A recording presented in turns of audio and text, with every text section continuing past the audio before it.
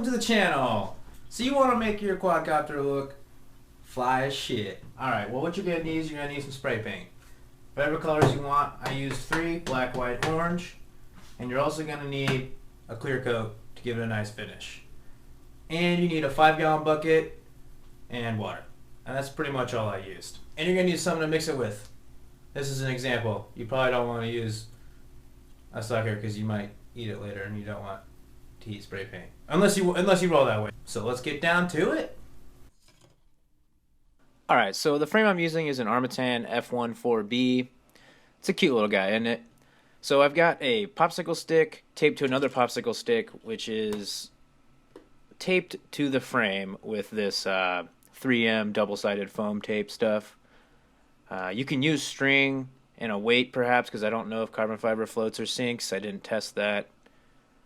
I thought this would be easier and I'd have better control with this. Alright, so here I am outside. Just a little look at the frame. And I was having trouble the first time I tried this. As you can see, it's just sticking to my little mixing stick that I found outside. And it's not looking very good. So I just scrapped this whole thing and started over. I mean, look at that.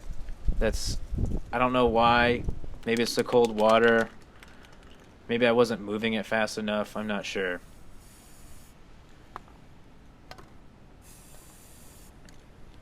So the method I found out that you want to use is you want to go fast with your spray, but you don't want to push the cap all the way down. You want to have a very light finger, and you want to try to give it as little amount of paint as possible.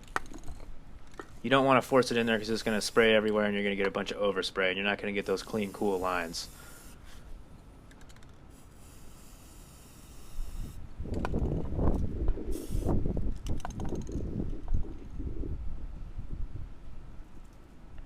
This is just a random stick I found, and as you can see I'm moving really fast now. In some of the other videos I watched they did it real slow. That may be because they used borax or some other additive. I just used plain water in a 5-gallon bucket. So I found that if I go kind of fast, the paint doesn't stick to it and it doesn't make this gross clog mound of crap that you don't want on your cool frame.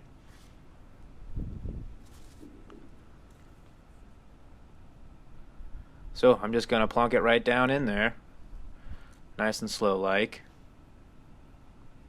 You can move it back and forth if you like to try to find the colors you want. There is a little bit on the frame that didn't get enough color on the arm, which I'm kind of disappointed about. Make sure you have something to stir away the excess paint when you pull it out instead of just your finger. That was an afterthought.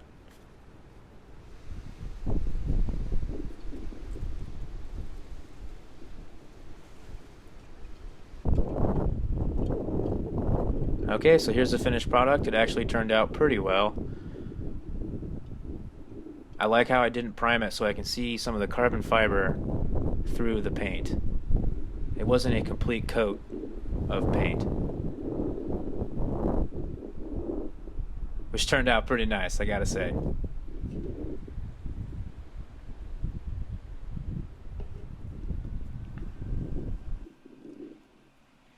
Alright, and for the top plate, I'm doing the exact same thing.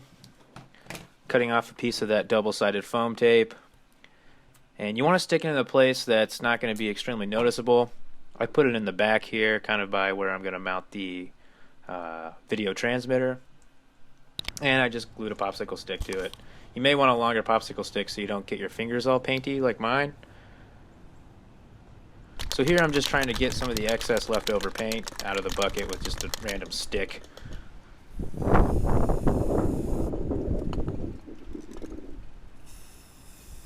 Same concept, light on the finger. You want to keep that overspray down as much as possible. I found that if whatever bright color you use, don't use that much of it. Black, white, and orange actually looked pretty sick, so I'm glad the color scheme that I chose. But you'll see at the end of the video I have a how not to dip, and that may be helpful for you.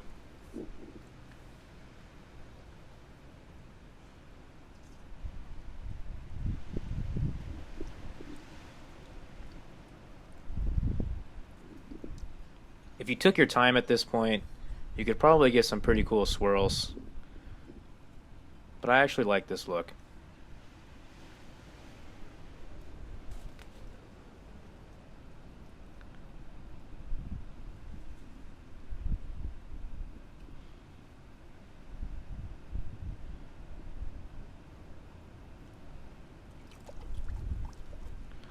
Like I said, either wear gloves or don't use your finger.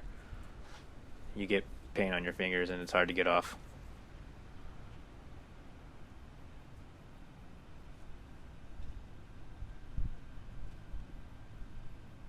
Check it out, looks pretty good. So I'm just kind of popping the bubbles that have a lot of paint on it.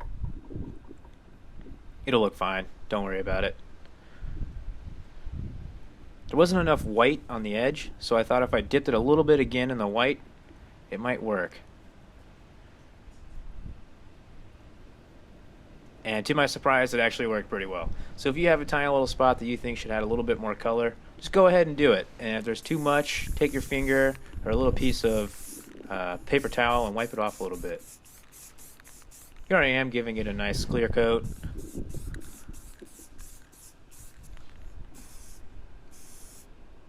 Same with the top piece.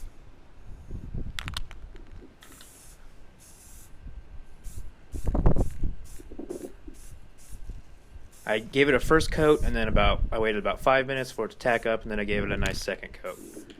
And that worked out pretty well. Alright, so now that we've done it, this is our finished product.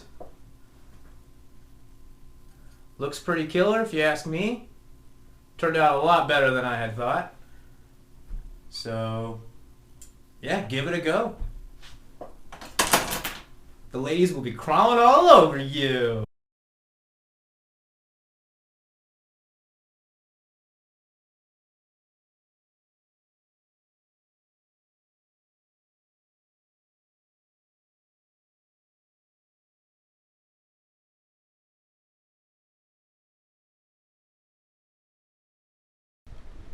So this will be my how not to dip your quadcopter frame.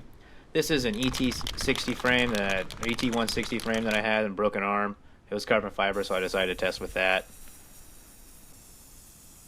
I primed half of it and sanded half of it just to see what would happen. You can see how much paint I'm actually using, and that's just not a good thing. You don't want to use this much paint. Way overkill.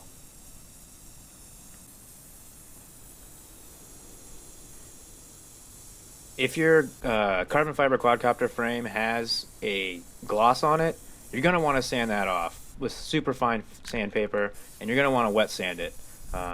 You can use running water just over the sink and sand it all down. You want to get that clear gloss off so it gets a nice nice and sticky on the actual carbon fiber itself.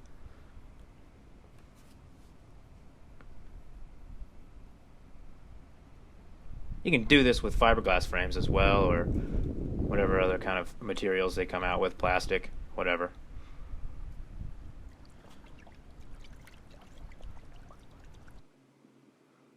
It's orange! Ah!